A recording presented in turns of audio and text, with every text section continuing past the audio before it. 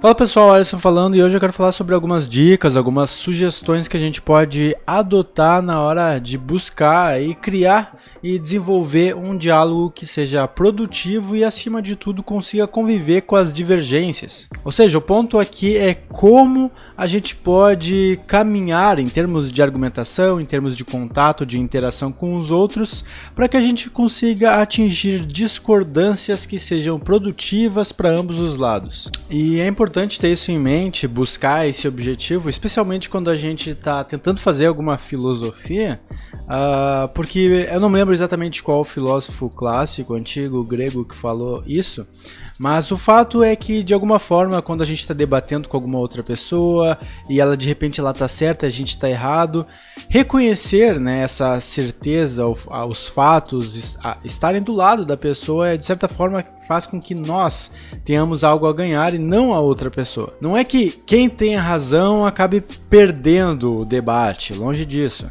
O fato é que as pessoas que às vezes não estão do lado da razão, para que elas possam de fato amadurecer suas próprias ideias, para que elas possam evoluir, digamos assim, elas de fato precisam reconhecer os seus próprios erros. Então, se a gente tem o privilégio, eu acho que é bom a gente ver dessa forma como um privilégio, de estar interagindo com uma outra pessoa que ela é mais sábia que a gente, tem mais verdades na ponta da língua do que a gente, então de certa forma nós estamos muito ganhando, né, muito mais com essa conversa, com essas discordâncias do que a pessoa que está de fato nos ensinando alguma coisa. Mas as dicas que eu quero trazer aqui hoje não se reduzem a simplesmente ganhar algum conhecimento novo em algum debate onde há divergência, né? Na verdade, eu quero trazer aqui algumas dicas que estão nesse livro do Buster Benson, né? Why Are We Yelling, né? Porque nós estamos gritando, né? A arte da discordância produtiva. E esse livro é bem interessante. Aqui eu estou na página inicial, né, do livro, que vocês podem pedir para o primeiro capítulo, enfim, né? Ele fala de diversos assuntos bem interessantes aqui sobre por que nós acabamos tentando nos impor, né, tentando impor nossos argumentos, impor nossa visão, e por que seria de certa forma melhor nós sermos um pouquinho mais humildes, mais modestos nas nossas opiniões. Esse aqui é o autor, né, que tem um vídeo de 1 minuto em que ele explica o propósito dele com o vídeo, enfim. E hoje então eu quero de certa forma resumir algumas das dicas que ele coloca. Essas dicas aqui que o Buster traz pra gente não são dicas imperativas no sentido de que a gente deve seguir a todo momento, né, não importa a situação. Na verdade, ele mesmo reconhece que são dicas, são mais sugestões, né? É melhor que a gente adote essas sugestões ao invés de simplesmente ignorá-las, quando a gente pode perfeitamente aplicá-las para o bom, né, raciocínio prático num debate que seja construtivo a despeito de todas as divergências que existam entre nós. E a primeira dica que ele dá aqui é justamente que a gente deveria utilizar uma linguagem mais amigável, mais acessível, mais tranquila, mais compreensível quando a gente está debatendo com outra pessoa. E isso significa diversas coisas que ele mesmo pontua, né? Dentre as quais está a utilização de uma linguagem que seja respeitosa, que não seja discriminatória, que evite ficar rotulando certas outras pessoas ou outros grupos que não estão na mesa, né, que não estão participando da conversa, para que a gente possa de certa forma ser um pouquinho mais honesto, um pouquinho mais caridoso frente ao que a gente de fato está tentando criticar. Além do respeito linguístico, digamos assim, a gente também precisa não tratar as nossas próprias opiniões como fatos. E é muito comum que a gente trate o que a gente pensa, o que a gente acha como fatos, especialmente se a gente tem evidências anedóticas, né? Evidências anedóticas são situações pelas quais a gente passou ou pelas quais amigos, contatos nossos passaram, que a gente ficou sabendo, e só porque isso acontece, logo é fato que isso acontece sempre, ou coisa assim, né? E isso de evitar a evidência anedótica é importante, porque de certa forma tu vai enfrentar situações em que as pessoas com quem você tá discordando, tá debatendo, elas vão ter uma evidência anedótica contrária à sua opinião, né? Então é muito bom que a gente não trate as nossas opiniões pessoais, aquilo para o que a gente não tem dados suficientes para afirmar como que sejam fatos da realidade, da natureza, da sociedade, e a partir disso, né, dizer, olha só, minha opinião é essa, isso aqui é como eu vejo as coisas, tu já convidar a pessoa para dizer, para que ela possa dizer de fato o que ela acha sobre isso, como ela vê essa mesma situação, se ela tem a mesma impressão ou não. Então, a comunicação aí deve ser muito importante para justamente convidar o outro para conversa e não simplesmente para excluí-lo ou para abafá-lo, né? Ou para cancelá-lo, como está no jargão da moda hoje em dia, né? Em alguns momentos vai ser muito importante a gente executar o silêncio, né? A gente gosta de ter opinião para tudo, mas em certos momentos vai ser muito importante que a gente, de fato, apenas ouça, né? E ser ouvinte é uma coisa que vai ser primordial, especialmente quando a gente está tentando chegar a alguns consensos ou está tentando simplesmente discordar de maneira respeitosa. E aquilo que eu falei no começo sobre a gente, de certa forma, ganhar quando a gente perde num debate, porque novas informações vieram, a gente aprendeu alguma coisa, a dica também que o Buster Benson dá é que a gente busque se sentir não apenas confortável, né, com estarmos errados, mas de certa forma ver o erro, né, como um momento oportuno para aprender alguma coisa, ou seja, ficar feliz com isso, ficar feliz com o fato de que nós estamos frente a uma possibilidade de aprender algo de fato, e algo especialmente que pode ser memorável, ainda mais se for uma situação conflitiva,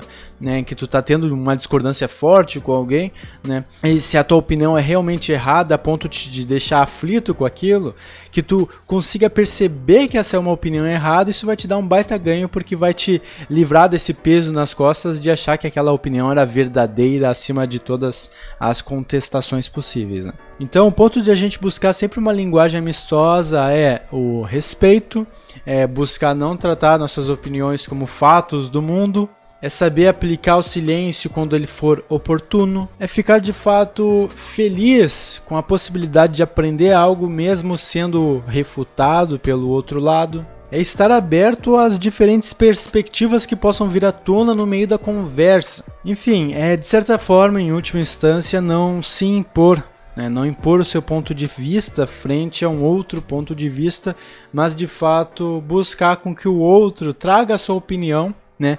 E a partir dessa opinião, a partir dessa divergência, vocês poderem construir alguma coisa que talvez leve a um consenso, mas não é necessário que haja. Simplesmente é necessário que o processo seja produtivo. O segundo ponto é que a gente busque entender primeiro aquilo que o nosso debatedor está trazendo pra gente. E aqui o Buster fala, a gente precisa considerar a possibilidade de que ideias que nos pareçam horríveis, absurdas, trágicas ou o que for, elas possam ser ideias verdadeiras. E não é porque uma ideia nos assombra um pouco que ela vai nos morder, né? São apenas ideias que a gente precisa raciocinar frente a elas de uma forma lógica, né? Racionalmente. E o ponto que ele traz aqui também é que a gente deve buscar entender o ponto de vista alheio antes de tentar formular o nosso próprio, né? Até no primeiro podcast aqui do Logismos, o Ramiro Pérez, que eu trouxe aqui para conversar com a gente, ele até deu a dica de que é um bom exercício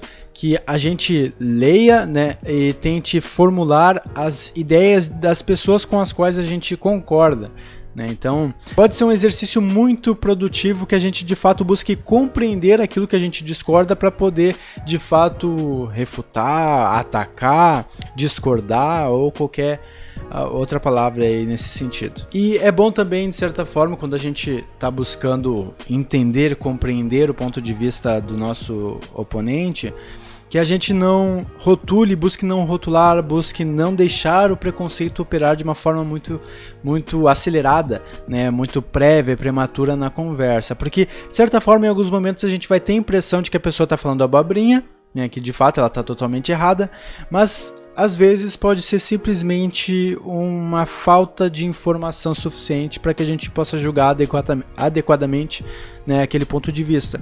E por que eu digo isso? Porque em certos momentos a gente não está entendendo direito o ponto de vista, né, da pessoa. Então é sempre bom que a gente, antes de dizer essa tua ideia é maluca, essa tua ideia é absurda ou qualquer coisa assim, que a gente de fato esteja aberto para buscar entender um pouquinho melhor, buscar perguntar para a pessoa, tá, mas eu tenho uma dúvida quanto a isso, poderia explicar melhor e tal. E aí a gente vai começando a compreender de fato quem é aquela pessoa que está defendendo aquela ideia que me parecia absurda, mas que de repente, do ponto de vista daquela pessoa, ela começa a fazer sentido. E outra coisa também é a gente ver no processo de compreender o ponto de vista alheio, vê que em certos momentos a pessoa vai se expressar de uma forma bastante emotiva, né? Ela vai explodir, talvez, ela vai realmente mostrar os sentimentos dela frente àquele tópico.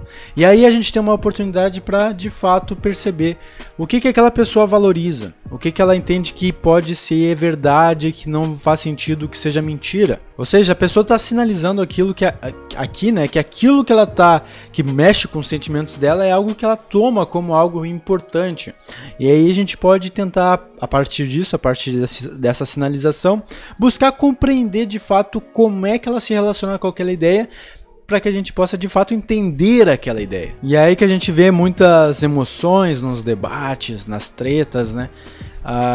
E aí que uma pessoa racional que vai seguir essa heurística, né, essas dicas de conversas produtivas na discordância, ela vai perceber que nesses momentos explosivos tem uma tática que é muito útil, que a gente pode seguir, que é, por exemplo, pedir para a pessoa, né, se vocês estão se envolvendo muito emotivamente, de uma forma emocionalmente forte naquele tópico, peça para a pessoa clarificar a ideia, né?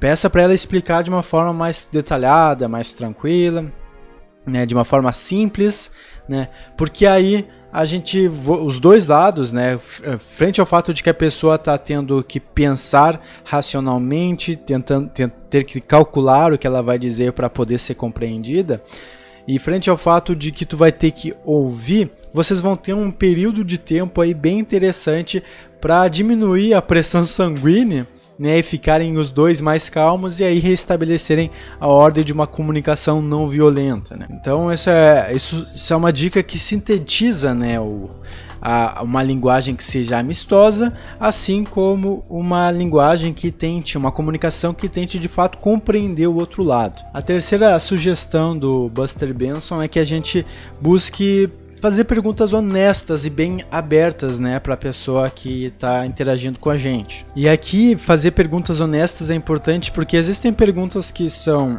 enviesadas, perguntas que são feitas apenas para talvez destronar o oponente, né, perguntas que tu às vezes já sabe a resposta, mas tu quer provocar alguém, enfim. E existem perguntas que são legítimas, né? E aí que essas perguntas legítimas a gente pode entender aqui como perguntas honestas, que são perguntas das quais você realmente não entende sobre aquilo, né? Porque uma pergunta geralmente é algo para o que a gente demanda uma resposta. Se a gente já tem a resposta, para que perguntar, né? Então, se a gente está discordando com alguém, tem todo um embate rolando ali, é bom a gente sempre perguntar aquilo que a gente não entende, para a gente poder se abrir, né, ter a mente aberta frente ao que a perspectiva, né, daquela pessoa com quem a gente está debatendo. Então a gente pode, inclusive, se surpreender bastante nesse processo e aí ganhar algo com isso, que é o que eu falei no começo, né, da gente de fato aprender mesmo perdendo. E se vocês tiverem tempo também para se prepararem para a conversa, o que for, para o debate, né, é muito interessante que vocês busquem se esforçar para descobrirem respostas por si mesmo, né, não fazendo com que a pessoa tenha que ela mesma dar a resposta pronta. Claro que em algumas situações a gente não vai ter tempo, mas quando a gente tem esse tempo é sempre bom a gente ter um apanhado geral, né, das respostas possíveis para as perguntas que a gente gostaria de fazer, mas frente a uma pessoa que está discordando da gente, é muito interessante que ela explique como ela vê, né, uma resposta possível para aquela questão, o que seria uma boa resposta para aquilo que a gente talvez esteja atacando ela, enfim. Isso me lembra daquele debate com Jordan Peterson e o Slavoj Žižek, né, que parece que os dois não se entenderam direito, porque não se consultaram a visão um do outro direito. Enfim, é sempre bom que a gente se prepare para certos momentos interessantes de confronto intelectual. E aqui é um ponto interessante também porque quando a gente está tendo que, digamos, estudar, né, quem é aquela pessoa que vai debater com a gente, quais são as ideias dela, é sempre bom a gente ser honesto aqui, honesto no sentido de não pensar que aquela pessoa representa todas as pessoas que concordam com ela em alguma medida, que ela representa um grupo inteiro, né? Aquela pessoa, ela representa a si mesma, representa as próprias ideias. Então é sempre bom a gente não tomar qualquer coisa que aquela pessoa diga como algo que todas as pessoas que tenham talvez o mesmo rótulo político que ela estariam dizendo, né? Não é porque, sei lá, o Lula falou uma coisa que todo mundo que é do PT concorda com aquilo que o Lula falou. Não. Da mesma forma, não é porque Bolsonaro falou uma coisa que todo mundo do PSL concorda com o que ele falou. Não. E isso é muito importante. Então, não tratem o seu oponente intelectual como o cara que representa todas as ideias frente àquela corrente que ele está defendendo, enfim. E é aí que entra o princípio de caridade, o princípio de generosidade interpretativa, né? Vamos tentar ser caridosos, ser generosos quanto ao que a pessoa está dizendo, quanto às ideias que ela está defendendo.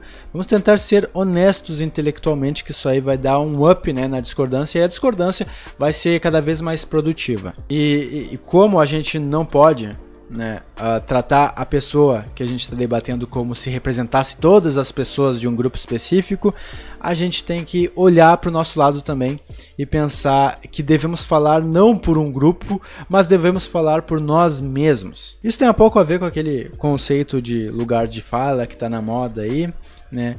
Desde que o conceito se aplique de uma forma adequada, epistemicamente relevante, não como uma mera abobrinha politicamente correta. E essa é a dica, né? Essa é a quarta sugestão do Buster Benson, né, de que a gente deveria buscar falar por nós mesmos. E aí a gente começa a ter que deixar claro, né, bem, essa aqui é a minha opinião, isso aqui é como eu penso, né, isso aqui não é ou como o meu grupo pensa, né, a não ser que vocês sejam de fato líderes políticos perfeitamente representados num grupo que escreveu em algum papel e deixou claro, olha só, o que tu falar eu concordo inteiramente antes mesmo de ver tu falar, né, mas essas situações geralmente não existem, então na dúvida, fale apenas por si mesmo. E uma coisa também da comunicação não violenta que a gente vê é que é interessante a gente expressar os nossos sentimentos. Falar tipo, olha, isso que tu tá falando me incomoda um pouco. Isso que tu tá dizendo me magoa, é algo que me deixa um pouco aflito, né? Em outras situações tu vai ter que reconhecer que, embora isso que tu tá dizendo seja algo que me incomoda, eu tenho que ser racional o suficiente para reconhecer que eu não deveria me incomodar com isso, né? Enfim. Então, quando a gente reconhece que a gente deve falar por nós mesmos, nós devemos inclusive saber filtrar quais são as questões, quais são as perguntas que estão sendo feitas. Por exemplo, se estamos debatendo entre 4 pessoas, né, e uma pergunta, como é ser, sei lá, enquadrado pela polícia? E aí, dentre essas 4 pessoas, só tem uma que foi enquadrada. É bom que essa pessoa que foi enquadrada, ela fale, né? E aí entra a questão do lugar de fala, né? Até para ter um retrato mais genuíno de sentimentos envolvidos, né, naquela situação, embora a gente possa apreender essa situação racionalmente também. Então, na dúvida, se tu não tem muita experiência com aquilo, seja uma situação experiencial, vivencial, seja uma ideia, evite falar. Até por uma questão de evitar o efeito Dunning-Kruger, né, que é quando a pessoa pensa que ela sabe, mas ela é uma ignorante sobre o assunto. Então essa é a dica do Buster, né? Quando for responder uma pergunta, se certifique de que essa pergunta está direcionada a você, que você pode ter alguma coisa relevante a falar sobre isso. E aí, se outras pessoas, outros grupos foram afetados por aquilo, por aquela ideia, mantém aquela ideia, ou passaram por certas experiências, diga que seria interessante que esses grupos falassem sobre isso, porque tu não entende direito, né? Agora, se tu entende, mesmo que tu não tenha experienciado ou que tu não tenha estudado, né? Tu pode ter feito os dois, estudado o assunto e experienciado ao mesmo tempo. Tu pode ter só experienciado ou só estudado. Se tu não tem nenhum dos dois, nem experiência, nem um estudo, né? É uma boa sugestão, né? Evitar opinar, se não sei direito sobre isso, pode deixar claro, eu acho que é isso, mas eu realmente não entendo disso. É sempre bom estar aberto a reconhecer-se como um ser falho, que não tem opinião formada sobre tudo e que é uma boa que não busque ter opinião formada sobre tudo, porque provavelmente na tentativa de ter opinião sobre tudo vocês vão acabar falando muita merda, podem ter certeza. E a última sugestão, né, do Buster Benson é que a gente deveria buscar fazer com que as outras pessoas com que a gente está interagindo, se a gente mesmo que a gente esteja discordando com delas, né, buscando fazer com que elas se tornem pessoas melhores. E não exatamente da perspectiva pessoal nossa do que seria uma pessoa melhor, porque geralmente vai ser uma perspectiva pessoalizada. Aquilo que a gente acha que é bom, geralmente é algo que a gente é. E se a gente é alguém que discorda do outro, provavelmente a gente acha que o outro não defende coisas boas, né? Isso aí é um viés cognitivo e a gente deveria de certa forma controlar isso, embora seja um atalho mental muito útil em certas ocasiões. Então é aquela máxima, eu acho que do Gandhi, né, que é de busque ser a melhor versão de si mesmo. E aqui a gente pode pensar não apenas em Gandhi, mas em termos filosóficos mesmo, éticos, de interação com os outros, né? Pensar que num imperativo categórico de fazer com que as nossas ações possam se tornar ações universais, né? Coisas que muitas pessoas poderiam repetir a mesma coisa que a gente está fazendo. Então, se a gente está tentando aplicar certas virtudes na conversa com aquela pessoa que a gente diverge, provavelmente essa é uma boa dica, é uma boa prática. É uma coisa que poderia ser imperativa, embora as sugestões aqui não busquem ser exatamente imperativas. Mas é uma boa heurística buscar ser um exemplo, assim como os alemães gostam dessa ideia, né? Buscar ser um exemplo. Se perguntar, será que isso que eu estou fazendo é algo que seria legal que todo mundo fizesse, mesmo nas situações em direção a mim? Né? Se a gente está, de certa forma, confortável com ser alguma coisa que a gente gostaria que o outro fosse com a gente também, provavelmente isso é uma boa heurística aí para saber exatamente como a gente deveria tratar os outros. E então buscar melhorar, né, a condição de todos, buscar fazer com que todos evoluam de alguma forma, pode ser uma boa sugestão quando a gente está começando a entrar aí num debate, numa divergência, né, num conflito, pensando aqui em conflitos intelectuais, obviamente, né? E aí a gente pode, por exemplo, na prática, né, sugerir para aquela pessoa com quem a gente está interagindo, dizer para ela que é certa coisa que ela pensa, certa coisa que ela faz, tu considera que é uma coisa um pouco incômoda e que tem uma alternativa possível, né, que seria, sei lá, fazer outra coisa que tu tá detalhando, descrevendo para ela, e tu sugere, ó, seria mais interessante ao invés de fazer isso aqui que tu tá fazendo, fazer isso aqui, né? Eu acredito que deixar isso aqui de lado para fazer isso aqui poderia melhorar a situação para ti. E eu mesmo pararia de te julgar porque todo mundo ganhou de certa forma, né? Uma relação de ganha-ganha. Da mesma forma, se a pessoa vem pra ti e fala, olha só, isso que tu tá fazendo que eu acho que é errado, isso aqui eu acho que é certo, tu poderia fazer isso aqui ao invés de isso aqui. Bom, aí é uma questão de tu saber reconhecer teus próprios erros e buscar consertá-los, né? Então, basicamente, essas seriam as 5 sugestões, né, que estão nesse livro, né? De que a gente deveria buscar uma linguagem amistosa, nós deveríamos buscar compreender aquela pessoa com quem a gente está interagindo, né, de fato compreender as suas ideias para evitar os estereótipos, evitar o preconceito, né? Buscar então executar, fazer, né, realizar boas perguntas, perguntas que sejam honestas, perguntas que busquem de fato agregar algo tanto para a pessoa que vai responder, no sentido de que ela vai ter que exercitar o raciocínio, né? E também quanto para ti, que de fato tá ali para aprender alguma coisa. E por fim, nós devemos também reconhecer, né, que a pessoa tá falando por ela mesma e, portanto, reconhecer que nós devemos falar por nós mesmos e não por um grupo, não fingir que a gente representa um monte de gente ou o que for, né? E por fim, buscar sempre tentar melhorar. Tanto a pessoa que está de fato interagindo com a gente, sugerir para ela certas mudanças, certas melhorias, quanto para nós mesmos, especialmente para nós mesmos, né? Perceber que a interação com alguém com quem a gente discorda é uma boa oportunidade de aprender alguma coisa, é uma boa oportunidade de fato buscar, né, sermos a melhor versão de nós mesmos. Então, pessoal, eu vou deixar o link desse livro para quem estiver mais interessado, porque ele explora outras nuances bem interessantes também, mas para quem estiver interessado vai estar o link aí na descrição, o link da Amazon. Qualquer pessoa que vier a comprar pelo link da Amazon que eu estou deixando aí vai me ajudar bastante, vai ser uma forma de apoiar o canal, porque a Amazon me dá uma comissão e vocês não precisam pagar nada mais por isso, é o mesmo valor do produto. Então a gente vai se falando, tá? Muito obrigado aí pela atenção, espero que a gente consiga aqui no canal aplicar essas boas práticas, né, essa heurística de conduta argumentativa. Se vocês discordam de mim, ótimo, não tem nenhum problema quanto a isso, eu espero aprender muito com vocês. E se de certa forma eu estou falando abobrinha, bom, eu vou tentar reconhecer e vou tentar incentivar vocês a mostrar para mim, se tu tá errado aqui, tu não tá sabendo o que tá falando, enfim. Então, forte abraço, espero que vocês também se interessem pelos podcasts que eu tô lançando aí, né, o Narração Filosófica e o Logismos, e vamos tentar então trazer mais e mais conteúdo aqui no canal, tá? E forte abraço também pro Wellington Paranhos, né, o grande mecenas aqui do canal, que tá fazendo toda a diferença aqui na qualidade técnica, qualidade de tudo aqui, enfim, tem muita coisa por vir ainda, tá? Então, até mais.